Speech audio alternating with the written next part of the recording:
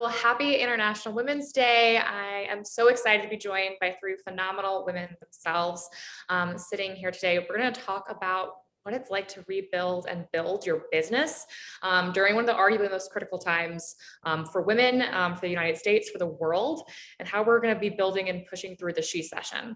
My name is Rachel BASOCO. I am the head of community experience at Luminary, a community organization, a global community platform, hub space for women across the world who are looking to advance, develop, build, and connect with other women in their personal lives as well as in the workplace. And we have three of our Luminary members with us today. It was so difficult to choose amongst all of our community, that these three women really, we think, exemplify what it meant to build their business, in particular during this hard time. So that's enough about me and what Luminary is and does, but I'd love to pass it off to our members. So I'd love to just kind of hear a little bit about who you are, your journey, and a little bit about the business that you might be building right now. So we'll pass it off with Melissa first. Thank you, and happy International Business Month Day. Year month. Let's make it a year. I'm Melissa. I'm founder and CEO of IndiePop. So what we do is we curate affordable health share plans all into one place. So they're handpicked and researched, and it goes out to all of you self-employed business owners who are struggling to find affordable healthcare for yourself, your family, or your team members. I'm Barbara Jones. I'm the founder and CEO of Lilly R&BE. And Lilly is an acronym that stands for Let's Imagine Life with Ladies in IT. It's Lillii. And so my company is a retail technology product and services company. We help retailers every day with their enterprise point of sale systems. And we've created a platform that helps them with their store returns. So we're happy to be here on International Women's Day and can't wait for this panel discussion. Hi, everyone. I'm SEHREEN. Happy International Women's Day. I'm actually sitting at Luminary right now. It looks like you're coming to us live from Luminary. Yep. I am the co-founder of Sleuth, which is a VC-backed startup that helps gives parents better information about their child's health conditions. And it's inspired by my own daughter and the fact that I have to leave my career to figure out what she needed. And so we focus primarily on the information exchange between parents. Some people focus on the social exchange and connection. We really want to help parents get better information.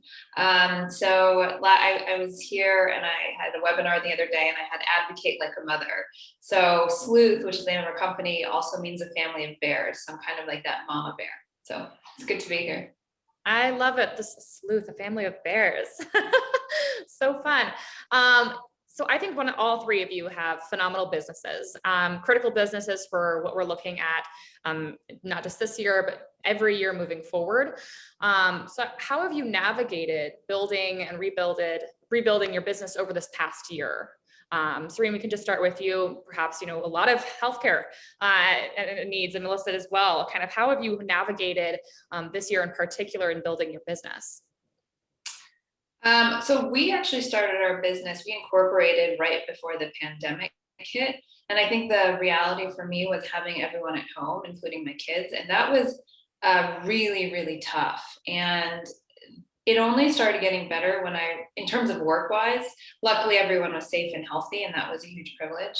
But in terms of actually trying to build Sleuth, I kept having to hide. Like, we got a Wi-Fi extender so I could work on one side of the apartment. But I really learned that I had to leave in order to get work done. And I think that has actually been I've learned a lot about my work style. Like I make a joke that I have resting work face, because I am not friendly when I'm working. I am super focused and I don't take interruptions very kindly, but I get a lot done in an hour. Like, that's 4 hours of work for me. And so I had to extricate myself, basically. I think it's funny. We have a lot of women coming into the space at Luminary who are looking for that escape. How do we find and create those boundaries for ourselves? Even if it's just like, hey, I just need to get out of the house and check email without my child, my husband, my dog, the dishes, right? It's been a kind of crazy time. What about you, Melissa? Kind of building your business? Launched it the month that basically everything shut down, last March. So I'm approaching my year anniversary and I'm reflecting on the year of growth and I remember the first 2 members that came on for Indie Pop, because I did a webinar for, have you been laid off from your job due to COVID? And I had a lot of people actually come onto that webinar, and 2 of my first members were laid off and they couldn't afford their Cobra plan. So, so in a way it was not what I envisioned, and then it switched and now it's moving back to the vision, which is starting with freelancers, because I was an independent contractor. When I left the corporate world to go out on my own, I could not find affordable healthcare. And so Indie Pop was born out of my own struggle. So that's kind of was surprising, but yet not so surprising what the pandemic has done. And yeah, so that's a little bit about Indie Pop during the pandemic time. Love it. And Barbara, you've had experience building businesses before. So how has this year been different in comparison perhaps to your other businesses, and how you've been building and developing and really meeting the challenge that this past year has shown? Well, it was you know, business is always challenging. My company is actually 8 years old as of February the 13th. So we just had our 8th anniversary. And so, you know, it's been a roller coaster ride actually. But last year, we actually lost 50% of our clients because we're in the retail industry. And a lot of the work we do is in-store retail. And so the stores were closed. And so we had projects canceled, put on hold. And for me, what I learned this year was the resiliency of my team. There were times when I couldn't pay people. There were times when we lost our insurance. That's why I was talking to Melissa, because we just couldn't afford it. And my team is still here. Nobody left. People are still there. For us, it was great because we had been traveling a lot. We usually go and meet with our clients. We were flying from the East Coast to the West, and the travel stopped. And so we were all working from home. And so we learned to use tools like Slack, and it's really brought the team very closely together. The only thing is that they don't want to travel again. So I'm trying to figure out how to get them back on the road now that things are opening up. But it was just a year of pivots for us, and it brought the team together. We got really strong, and we found some really good niches outside of just the in-store POS work that we were doing. So it turned out to be, we actually generated more revenue last year than we did the year before. So it was amazing how the year ended. So it's funny that we've, even at Luminary, finding those silver linings and how do you turn them into gold, right? I think hearing the kind of the tool of Slack and the Zoom, even what we're talking over with right now, just these different tools and resources that are available to so many people. Were there any other tools or resources, Melissa or SEHREEN, that maybe you tapped into to help build your businesses, especially during this time, that you probably wouldn't have used beforehand, or that other business owners maybe should look into, or they need to find, there's a tip or trick that you have to really exemplifying the use of those tools? Well, I'm going to give a shout out to Luminary, because you started in a brick and mortar building, and because of the pandemic expanded into the digital or virtual events. And I heard about it, and I'm in Phoenix, Arizona. I'm nowhere near New York. So Luminary has been a great tool for me in that networking and building that community that I was kind of lacking. So tools can come, as technology or using Zoom, but also from a community. So I've been very happy with meeting, and now 2 more amazing luminaries. Yeah. So. And SEHREEN, any tools, pieces of advice, resources? Well, I think the benefit of working during COVID was that I started networking a lot more with the women's groups I'm in. I'm in several different women's groups like Luminary and others. And that felt like a lot more of an equal playing field. Like I couldn't do a lot of evening events before COVID. And I chose not to, because I chose, like, I work so much that when I want to be home with my kids, I want to be home with my kids, right? So I'll do maybe like once a week, but otherwise not more than that. And so because everyone was networking from home, that ended up being a huge asset for me. So I didn't feel like, oh, these people might be collecting and having coffee over there and I'm going to miss out. It kind of felt like, oh, okay, I'm on par with everything else. And I mean, even like simple things. We made one of our walls in our apartment a whiteboard. I know this is like super tactical, but that has really helped us coordinate at home. So like my husband and I would talk about, oh, should we share a to-do list, you know, the app, or should we like go on Apple Notes? And like, we literally throw everything on this wall. So if my daughter is like, oh, I want, like, don't forget to buy me this at the grocery store. I was like, and you know, she's 6 and she's learning how to write. And I'm like, just put it on the wall. And it's like really cute. It says like Libra card, and it says to be library card. And it's like really fun. And it's like our family wall. And that's really helped. I love it. Yeah, I like that too. I think it's so fascinating, finding these tools and resources to help build a business. And I think so many, I mean, we also saw not many people coming into the physical space, so having to do that pivot. Barbara, you've pivoted your business and now you're trying to go back to where your business was. How do you think you're going, has anything internal about what your business does? Has it changed? Has it shifted? How did you get that revenue to kind of move forward? Yeah. Well, I mean, we kind of we looked at what we do best, and you know, at the end of the day, we're a staff augmentation type firm for a lot of the retailers we work with, and so IT staffing was an easy pivot for us because we already have recruiters, we already work with all these different firms, and so now we started getting other types of IT roles that we started recruiting for. And as you can imagine, the IT areas really picked up during the pandemic. And so we got a lot of requests for not just retail IT, but other types of IT. So that was one of our pivots. And the other pivot was actually concentrating on our product. We had been doing so much consulting, our product kept getting kind of put on the back burner because everybody was consulting and that was our main revenue. With the pandemic, we ended up getting you know, a lot of money from the CARES Act. And so everybody was focused on the product. And that is another reason that we had so much revenue last year, is because our product started taking off just due to returns being a huge issue last year for retailers with mass returns and all the stuff that was happening for them with returns. And so our product got a lot of attention. So we actually had 2 pivots. We went into IT staffing and we started building our own product, and I've taken that into the year. So that's what happened with us. It was just a lot of pivots that we just jumped on and kept running and didn't look up until it was the end of the year. That's awesome. Congratulations. Yeah. Yeah, I mean, finding those moments that you can kind of tack onto. I'm curious for all 3 of you. Was there a specific moment in time last year where you thought your business just like you wanted to throw your hands down? Like it was probably one of the arguably the most stressful years for anybody, but as a business owner, what was that moment and how did you move through that moment? Oh, I'll answer. I think with because I'm still in startup mode, obviously a year.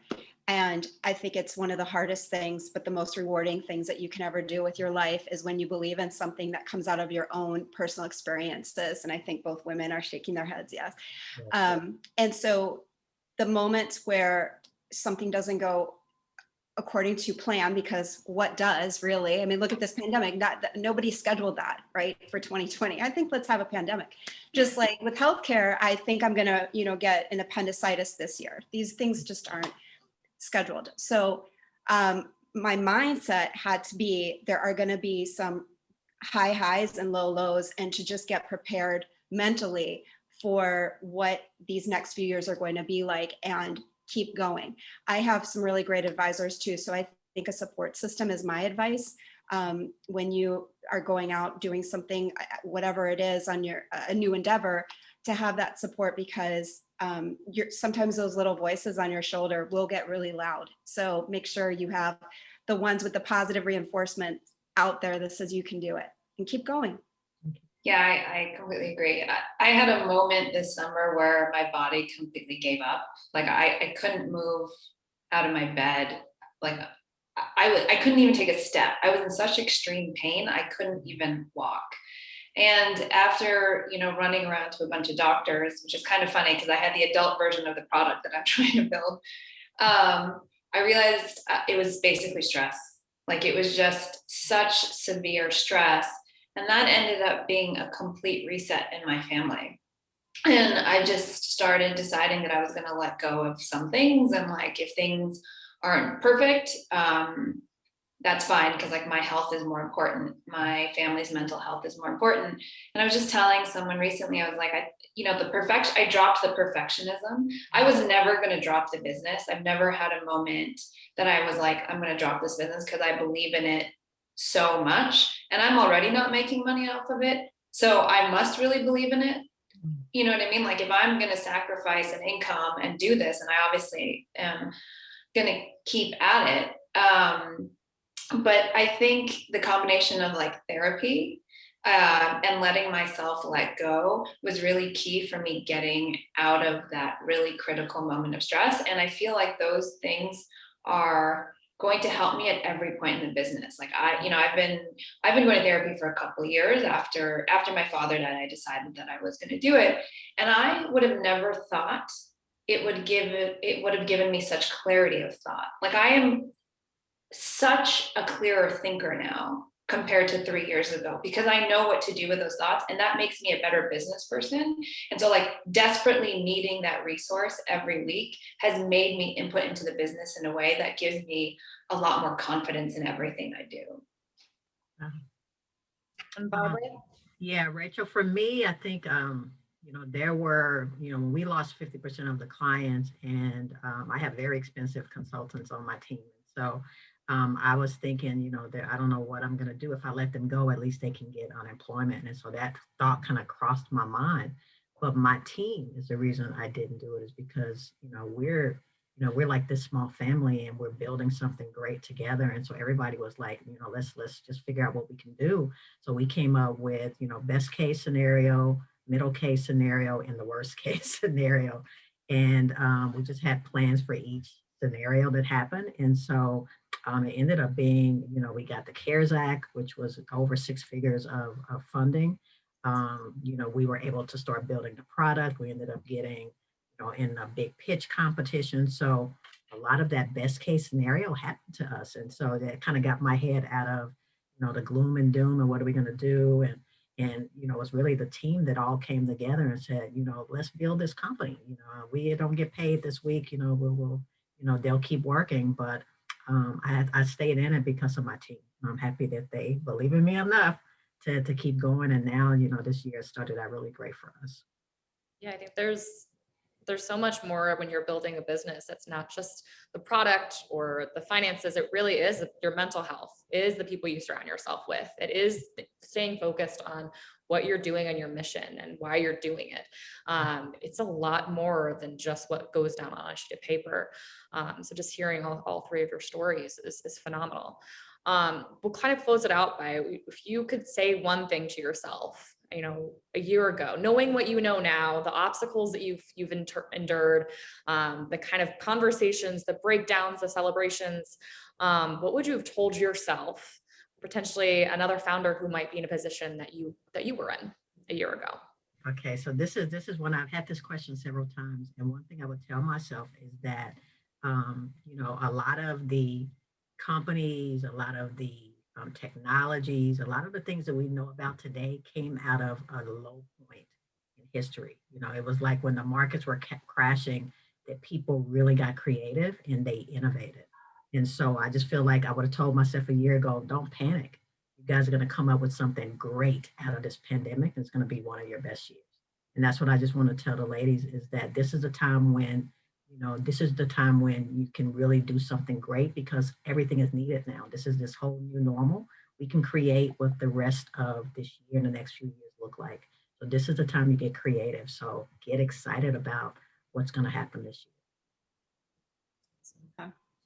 I just recall a year ago, or it was over a year ago, when I started the idea, and it was a Google Doc, and I wrote down this idea, this vision, and to see it actually come to fruition and help families, when I can help a family save $700 for healthcare a month, that just hits home of what I'm doing. It's beyond validation. It's beyond like a business validation. It's like a personal validation of, yes, I had this idea, and now it's helping a larger audience. So if you have an idea for the greater good or to better your life, then, just put one foot in front of the other and keep going. Just start it. Yeah. And if you have started it, then keep going. Yeah. I think I would have told myself, you're the right person for the job. I kind of wondered that before, and now I have deep conviction that for what we're building, we are the right team. Because I think that sometimes in the media, I see narratives around what founders of technology companies look like, and I'm not that founder. And over time, with the help of my co-founder and just really looking at the trajectory of my life, I'm just like, yeah, I am. Like, me being the right co-founder of this company is not predicated on how much time I have.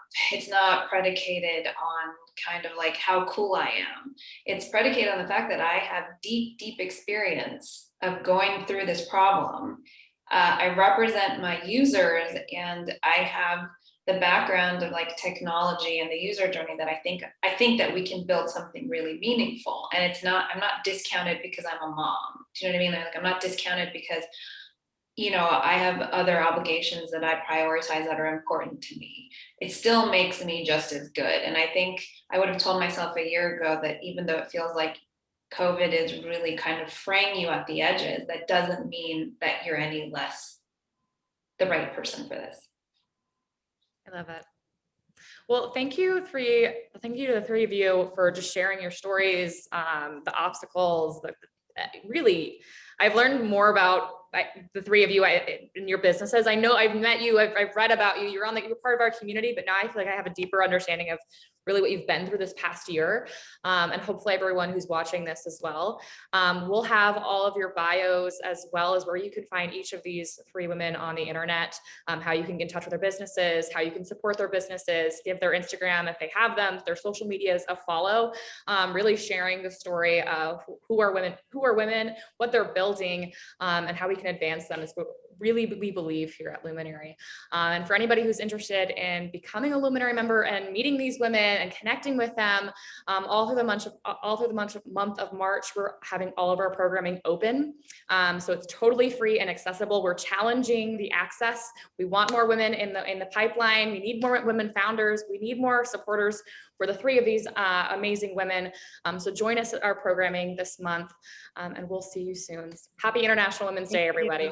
Thanks, everyone. Thank you. Please.